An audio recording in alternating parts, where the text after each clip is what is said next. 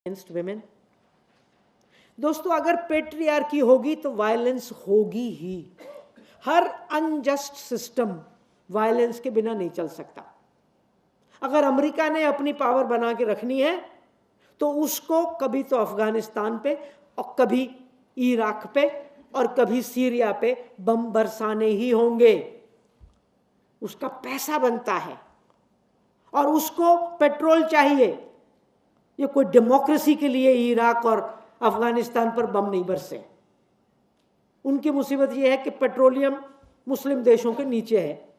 Bush कहता था कि यार पेट्रोलियम, मेरा पेट्रोलियम इनके नीचे कैसे चला गया? हाँ, तेरे बाप का पेट्रोलियम है, तू ले जा।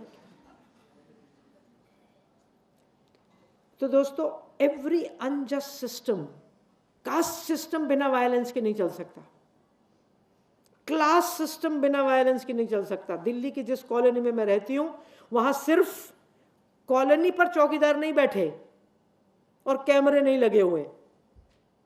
हर घर में 120 घर है तो 120 चौकीदार हर घर के पार बैठे हैं। ये वायलेंस नहीं तो क्या है? एक गरीब आदमी को बैठा रखा है दूसरे गरीबों को डंडा मारने के लिए।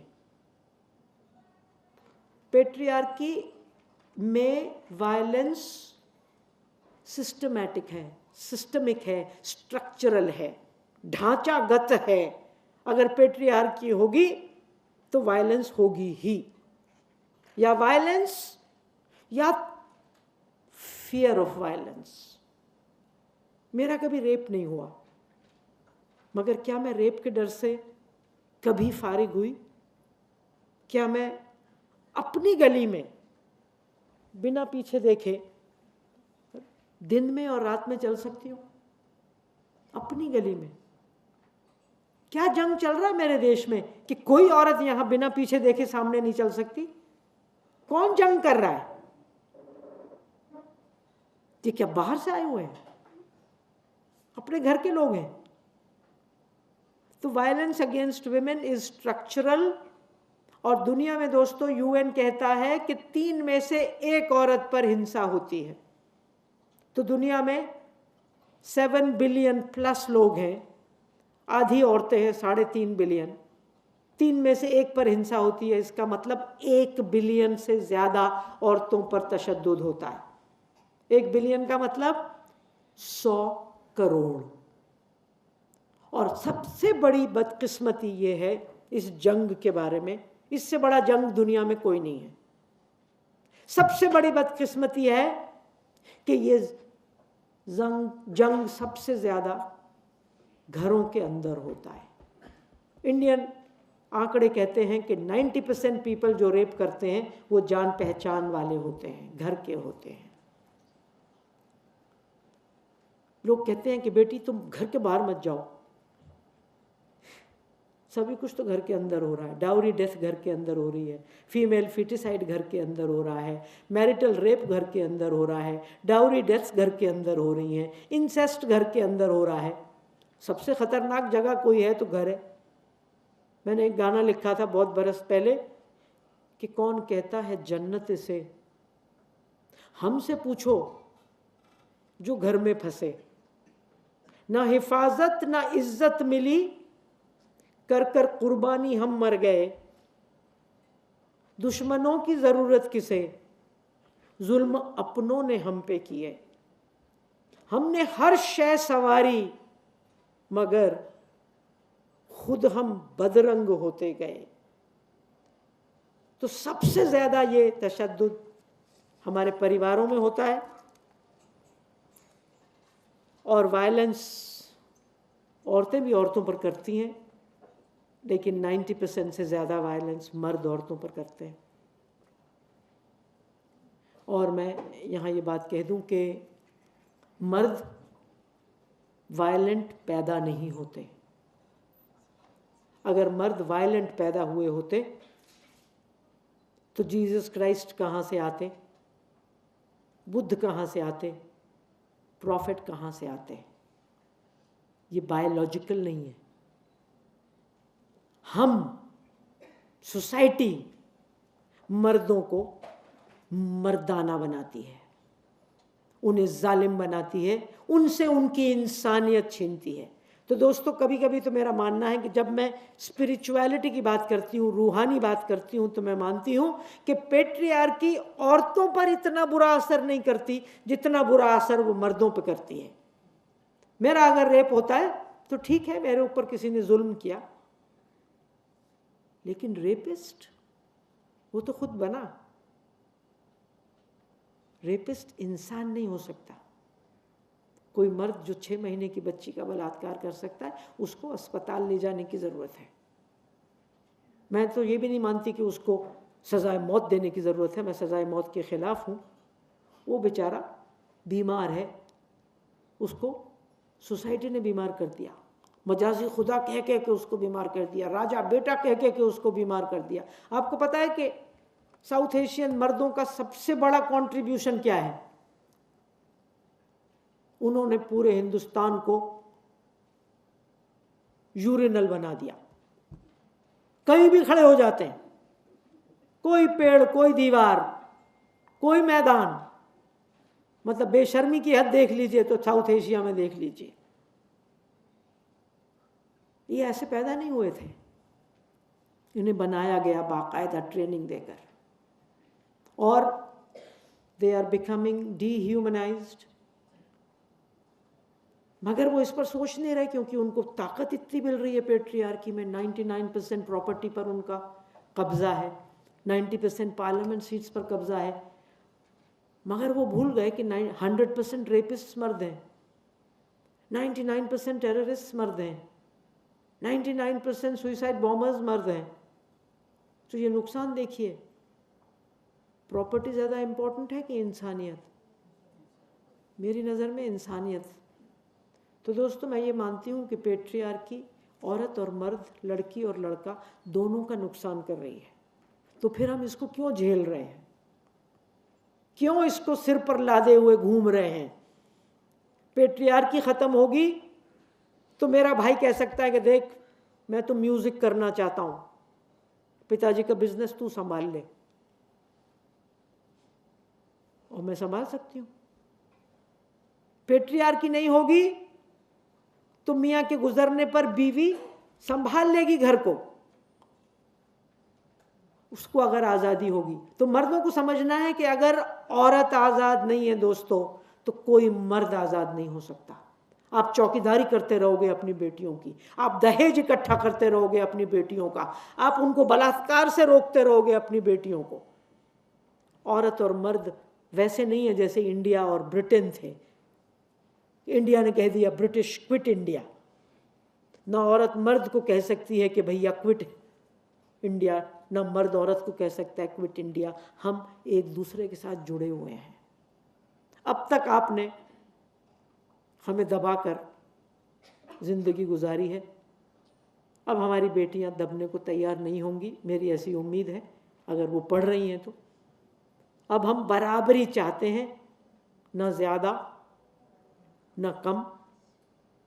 बहुत बड़ा, बहुत दूर की मंजिल, बहुत बड़ी मंजिल हमने पकड़ ली है।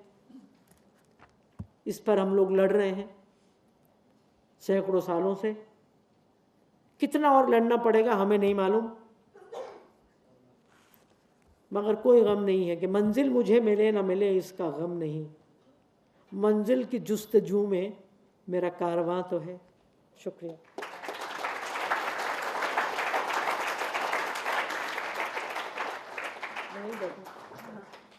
कुछ सवाल हमने अक्सर बहुत बड़े एकेडमिशियंस से मुख्तलिफ़ मौज़ूआत पर कॉन्सेप्ट्स पर बात करते सुना है।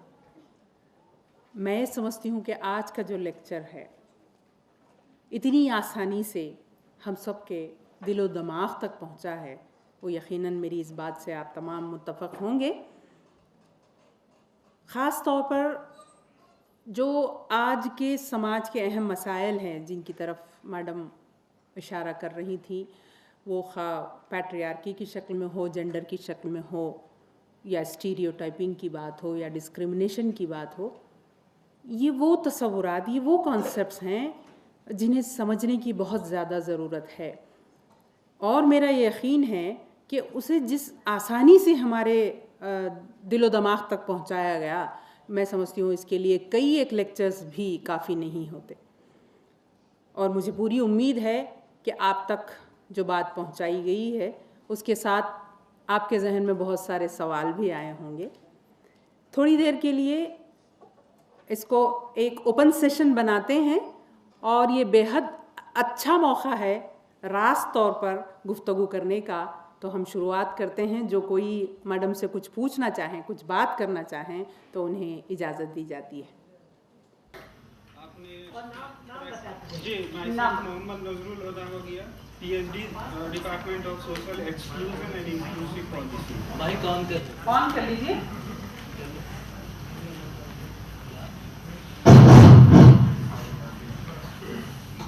आपने बताया पितृसत्तात्मक समाज से पैट्रियार्कल सोसाइटी से अफेक्टेड है मेल और फीमेल। तो आपकी नज़र में matriarchal system of the society होना चाहिए या और क्या सिस्टम ऑफ द सोसाइटी होना चाहिए जिससे हम ओवरऑल जो है कोऑर्डिनेशन बना सकें और एक समाज का खूबसूरत तस्वूर जहन में ला सके और समाज को एक खूबसूरत स्ट्रक्चर दिया जा सके।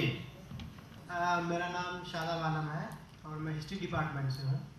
मेरा क्वेश्चन ये है कि बहुत दिनों से हम सुनते आए हैं वुमेन एम्पावरमेंट की, बहुत सारी ऑर्गेनाइजेशन काम कर रही है इसके लिए, लेकिन अभी तक कुछ आउटकम, गुड आउटकम नहीं आया है। इसके पीछे क्या फैक्टर है? मसरूक जी। मैं मुझे एक्चुअली पूछना था, आपका बहुत बड़ा तजुर्बा होगा, you must be going to different universities and educational institutes, so I was wondering if you could just speak about like what you have found when it comes to gender issues in our educational institutes, just your experience, that's it. Thank you. Fatah Saima Ali Khan from the Department of Women Studies, PG student. Madam, मेरा तो एक आसान सवाल है। हमारा समाज एक hierarchical system से जुड़ा हुआ है, तो हम डायरेक्टली जेंडर इक्वालिटी की बात करते हैं, तो उसको अचीव करने के लिए क्या हमें पहले इन सोसाइटी के हायरार्कीज को वाइंड अप करना पड़ेगा? मेरा नाम मोहम्मद तारिक है, मैं ट्रांसलेशन स्टडीज़ से PhD कर रहा हूँ। दो चीज़ें मैं कहना चाहूँगा, उसको सवाल भी कह सकते हैं। एक तो मैं ये कहना चाहूँगा कि मेरा अपना जो ज़ाती मुशाहिदा है उसके मुताबिक मैं ये कह सकता हूँ कि औरतों पे जो ज़हनी तशद्दुद होता है उसकी ज़्यादातर ज़िम्मेदार ख़वातीन होती हैं। रियलिटी क्या है और हक़ाइक़ क्या है ये अलग मसला है, लेकिन मैं दूसरी चीज़ ये है कि तारीख़ में कब ऐसा दौर आया है कि जब सिनफी बराबरी का दौर रहा हो। अगर ऐसा रहा है तो बेहतर है, उसको मिसाल बना सकते हैं। अगर कभी नहीं रहा तो इससे ये तासुर कायम हो सकता है कि शायद ये प्रैक्टिस में नहीं आ सकती ये चीज़। तालियां ज़्यादा थी ना। मोहम्मद नजरुल साहब, अगर कोई मुझसे पूछे कि निमोनिया का उल्टा क्या है, अगर मेरे को निमोनिया नहीं चाहिए तो क्या मुझे मलेरिया चाहिए, तो आपका सवाल भी वैसा है कि अगर मुझे पेट्रियार्की नहीं चाहिए तो क्या मेट्रियार्की चाहिए। मुझे अगर निमोनिया है तो मुझे गुड हेल्थ चाहिए, और अगर पेट्रियार्की से मैं नाराज़ हूँ तो मेट्रियार्की तो हरगिज़ नहीं चाहिए, क्योंकि मुझे मालूम है कि हायरार्की का क्या मतलब होता है, उसकी क्या दर्द होती है, क्या पीड़ा होती है उसकी। तो कोई बेवकूफ़ औरत ही होगी जो कहेगी कि नहीं पेट्रियार्की नहीं चाहिए, मेट्रियार्की चाहिए। और ये दिमाग वो दिमाग है जो समझता है कि अगर ये नहीं मार रहा तो वो मारेगी। ये दिमाग शायद बराबरी का तसव्वुर ही नहीं कर सकता। मैं और पूरी दुनिया बराबरी का तसव्वुर कर रही है, इसीलिए आज दुनिया के तमाम कॉन्स्टिट्यूशंस में जेंडर बराबरी की बात है, चाहे वो माने चाहे नहीं माने। हिंदुस्तान में जेंडर बराबरी अभी कहीं दूर से नहीं दिख रही, मगर लिखना पड़ता है जनाब, मानना पड़ता है। और आप तो definitely matriarchy is not an alternative to patriarchy, only equality is an alternative to patriarchy, and that's what we are fighting for. और दूसरी बात यह है कि जहाँ तक मुझे मालूम है दुनिया में आज तक कहीं मेट्रियार्कल निज़ाम नहीं रहा। कई बार हम गलती से, जो केरला में था, जो नॉर्थ ईस्ट में है, उसको मेट्रीलिनियल कहते हैं, मेट्री लोकल कहते हैं, जहाँ प्रॉपर्टी माँ से बेटियों को जाती है, बेटी से फिर बेटी को जाती है, जैसे हमारे यहाँ बाप से बेटों को जाती है। It's not matriarchal, it is matrilineal and matrilocal. वहाँ जब लड़की की शादी होती है तो उसका मियाँ उसके घर रहने आता है, क्योंकि प्रॉपर्टी उसको मिल रही है। हम यहाँ पर अपने मियाँ के घर रहने जाते हैं क्योंकि पिताजी हमको तो घर दे नहीं रहे, भैया रहेगा घर में और भाभी आएगी घर में, हम किसी और की भाभी बन के जाएंगे, इसलिए हम दूसरे घरों में जाते हैं, क्योंकि हम बिना प्रॉपर्टी के हैं। वहाँ लड़कियों को प्रॉपर्टी मिलती है, तो घर के बेटे जो हैं वो घर जवाई बनते हैं। तो सर, मैं बिल्कुल मेट्रियार्की की बात नहीं करना चाहती। शादाब आलम साहब, विमेंस एम्पावरमेंट की बात बहुत हुई, गुड आउटकम नहीं आई। तो ये वही है कि आधा पानी का गिलास आधा भरा है कि खाली है। तो मैं समझती हूँ कि वो आधा भरा भी है, आधा खाली भी है। बहुत आउटकम आई है। अगर आउटकम नहीं आई होती तो मैं आज मौलाना आज़ाद नेशनल उर्दू यूनिवर्सिटी में खड़ी नहीं होती, और इतने सारे भाई मेरे मुझे सुनने नहीं आए होते। 10 साल पहले भी नहीं आते इतने मर्द। तो आप समझते हैं कि ये अपने आप हो गया। आप समझते हैं कि विमेन स्टडीज़ डिपार्टमेंट कोई हमें खैरात में दे गया। ये हमारे विमेंस मूवमेंट के जद्दोजहद का असर है कि आज किसी डिपार्टमेंट की पॉलिसी नहीं बन सकती जब तक उसमें जेंडर जेंडर जेंडर 5-10 बार नमक और काली मिर्च की तरह छिड़का ना गया हो। आज कहीं हर कानून में जेंडर की बात होती है, हर डिपार्टमेंट में जेंडर की बात होती है, और आज दुनिया में कोई ऐसा काम नहीं है जिसमें कम से कम कुछ औरतों ने जाके नहीं दिखा दिया कि ये तो मैं कर सकती हूँ। चाहे वो चांद पे जाना हो, चाहे वो जहाज़ चलाना हो, चाहे वो प्राइम मिनिस्टर बनना हो, चाहे वो प्रेसिडेंट बनना हो, चाहे वो वाइस चांसलर बनना हो। There is no area of life where women have not entered and have not shown what they can do। इस मुल्क में भी एजुकेशन में 10वीं के इम्तहान में, 12वीं के इम्तहान में, IAS के इम्तहानों में लगातार औरतें और लड़कियां आगे आ रही हैं। तो मैं मानती हूँ कि बहुत कुछ हासिल किया है हमने। आज जिस आराम से आपने मेरी गंदी गंदी बातें सुनी, ये 10 साल पहले भी मुमकिन नहीं था। आप नहीं आते यहाँ। आप क्यों आए? माहौल बना है, विमेंस डिपार्टमेंट बन रहे हैं और ख़वातीन साथ के साथ आ रही हैं, तो ये भी हो रहा है साथ में, और इसका उल्टा भी हो रहा है। और इससे ज़्यादा हमने तरक्की क्यों नहीं की? इसलिए नहीं की क्योंकि कैपिटलिस्ट पेट्रियार्की आके खड़ी हो गई हमारे सामने। पैसा बनाने के लिए औरत को पीछे जो भेजा जा रहा है, जो मैंने आपको बताया। कौमी झगड़े आ गए बीच में, जंग आ गए बीच में, और ये हर चीज़ औरत पर असर करती है और उसको घरों के अंदर धकेलती है। जितनी ज़्यादा कम्युनल टेंशन होगी, फिर किस्म किस्म का फंडामेंटलिज्म आ गया। हिंदू फंडामेंटलिज्म, क्रिश्चियन फंडामेंटलिज्म, मुस्लिम फंडामेंटलिज्म, और धर्म की बात सिर्फ औरत को दबाकर ही होती है। ये क्यों होता है मुझे नहीं मालूम। हर धार्मिक औरत को दबा के अच्छा हिंदू बन जाता है, अच्छा मुसलमान बन जाता है। चाहे प्रॉफिट ने कुछ भी कहा हो, उसकी बात कोई नहीं सोचता। अगर उनकी बात सोचे तो इस्लाम जैसा कोई बराबरी का हिमायत करने वाला कोई नहीं हो सकता।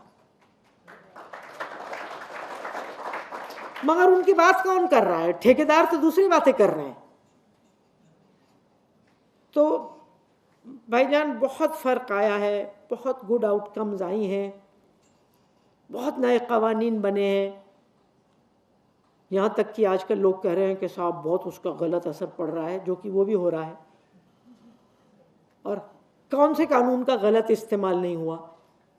तो औरतों के कानून का भी थोड़ा बहुत गलत इस्तेमाल हो रहा है, 5%, 7%, 8%, but not more than that.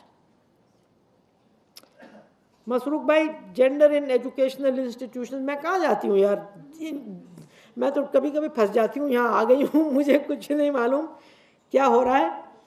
ये तो आप किसी पढ़े लिखे से पूछना, आपने गलत से गलत सवाल पूछ लिया। आई हैव नो आइडिया कि एजुकेशनल इंस्टीट्यूशन में क्या हो रहा है। मुझे मालूम है कि डिपार्टमेंट्स बन रहे हैं, नौकरियां मिल रही हैं, उससे ज़्यादा क्या हो रहा है आप मुझे बताना बाद में।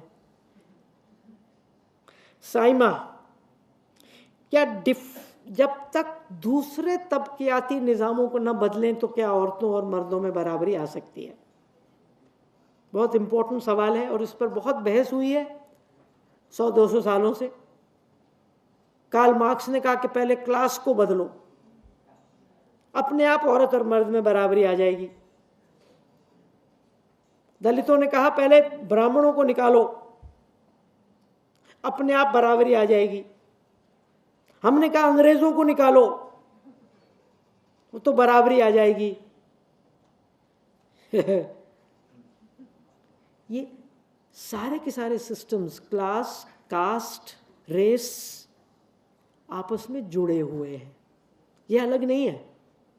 दलित औरत पर ज़्यादा रेप होता है क्योंकि वो दलित भी है, औरत भी है। अमेरिका में काली औरतों पर ज़्यादा जुल्म होते हैं, वो काली भी हैं और औरत भी हैं, जिसको आजकल एक लंबा लफ्ज़ निकाल दिया है, इंटरसेक्शनैलिटी। तो मैं तो ये मानती हूँ कि इन सब चीज़ों पर हमें मिलकर लड़ाई करनी है और सबको ही हटाना पड़ेगा। और मैं ये मानती हूँ कि जब तक जो इकोनॉमिक पैराडाइम है आज का, नियो लिबरल ग्लोबलाइजेशन वाला, इसको चैलेंज किए बिना किसी किस्म की बराबरी नहीं आ सकती। जब से ये सिस्टम आया है तब से गैर बराबरी हर जगह बढ़ी है। अमेरिका में तो लोग कह रहे हैं 1% लोग दबा के बैठे हैं सब कुछ, 99% वो कह रहे हैं, जो मुझे एग्जैजरेशन लगता है, मगर कह रहे हैं अमेरिका में।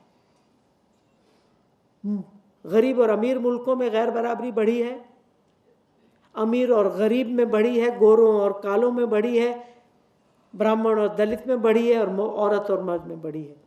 तो हमें इन सब सिस्टम्स पर इकट्ठे मिलकर काम करना। ये नहीं है कि पहले 200 साल हम क्लास से लड़ें, फिर हम अगले 200 साल रेस से लड़ें, फिर हम कास्ट से लड़ें। वो लड़ाई हो ही नहीं सकती। वर्कर्स कैसे इक्वालिटी मांग सकते हैं अपनी औरतों के कंधों पे, मतलब उनकी बॉडीज़ पे खड़े होके? औरत और मर्द मजदूर जब इकट्ठे लड़ाई करेंगे तब क्लास ख़त्म होगी। जब औरत और मर्द दलित मिलकर लड़ेंगे तब कास्ट ख़त्म होगी। तो हमें ये दोनों लड़ाइयाँ, मेरा तो ये मानना है, इकट्ठी चलानी है, एक के बाद एक नहीं चलानी।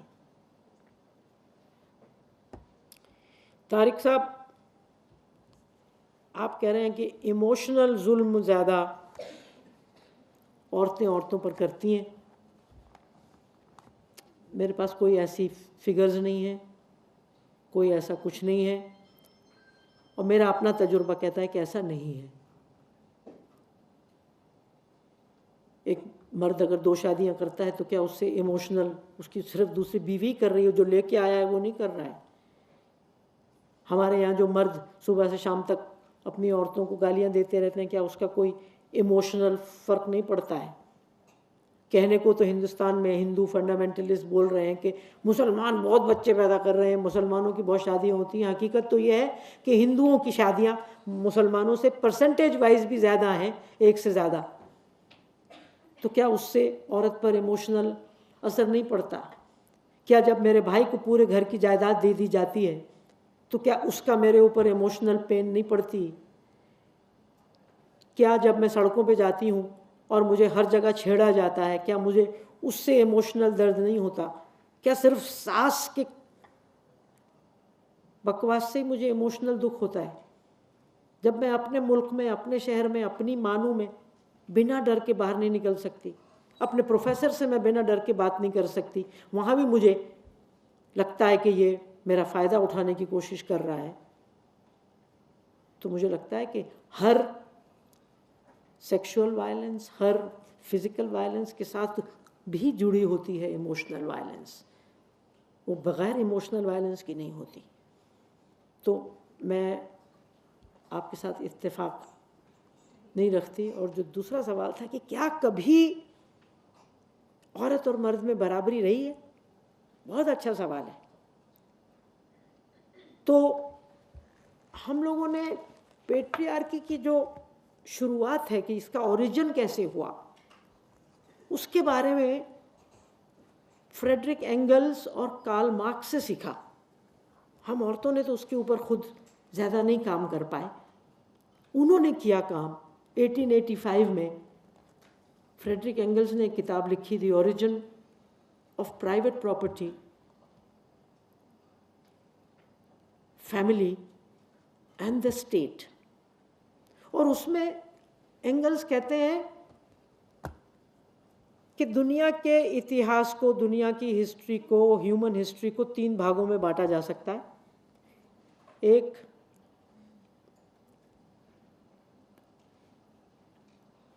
बर्बर युग, उसके पहले पशु युग और उसके बाद सिविलाइजेशन। सिविलाइजेशन सिर्फ पिछले 10,000 साल से है। उसके पहले मिलियंस ऑफ ईयर्स, लाखों साल तक जो युग था वो। और प्राइवेट प्रॉपर्टी मेरे बच्चों के पास ही जाए तो पहली बार सवाल आया औरत को दबाने का। उसके पहले जनाब पूरी दुनिया में औरतों की पूजा होती थी। आज जिस चीज़ को आप कमज़ोरी बताते हैं, आज जिस चीज़ को आप नापाक बताते हैं, हमारा मेंस्ट्रुएशन, उसकी वजह से हम पूजे गए पूरी दुनिया में, आइदर मदर नेचर और फेमिनिन पावर। क्योंकि उस मेंस्ट्रुअल ब्लड के बिना कोई आज तक पैदा नहीं हुआ, कोई उसके बगैर पैदा नहीं हो सकता। और उसको नापाक कह देना कि तुम ये नहीं करोगी, तुम खाना नहीं बनाओगी, तुम मंदिर नहीं जाओगी, तुम मस्जिद नहीं जाओगी, क्या बदतमीज़ी है। मर्द रोज़ पेशाब करते हैं, रोज़ पाखाने जाते हैं, पर जाते तो हैं ना पूजा करने। उससे क्या हुआ कि दिन में 10 दफ़ा पेशाब कर लिया तो वो नापाक हो गए। उसके बाद साफ़ होने के तरीक़े होते हैं, वो हमारे भी वही तरीक़े हैं। तो ये तो जिसकी लाठी उसकी भैंस है, जो मर्ज़ी कह दिया। तो मैं उन्हीं की बिना पर, उन्हीं की ताकत पर मैं मानती हूँ कि ये गैर बराबरी का निज़ाम, चाहे कैसी भी गैर बराबरी हो, ये 10-15 हज़ार साल पुराना है, इससे पुराना नहीं है। और चूँकि इसकी हिस्ट्री है तो इसको बदला जा सकता है। जो चीज़ कुदरत ने बनाई है उसको बदल नहीं सकती। मैं नहीं कह सकती कि सूरज ईस्ट से ना उगे, वेस्ट से उग जाए। मगर अगर ये हमने बनाया है, जेंडर अगर हमने बनाया है, कास्ट सिस्टम अगर हमने बनाया है, हिंदू मुसलमान के झगड़े अगर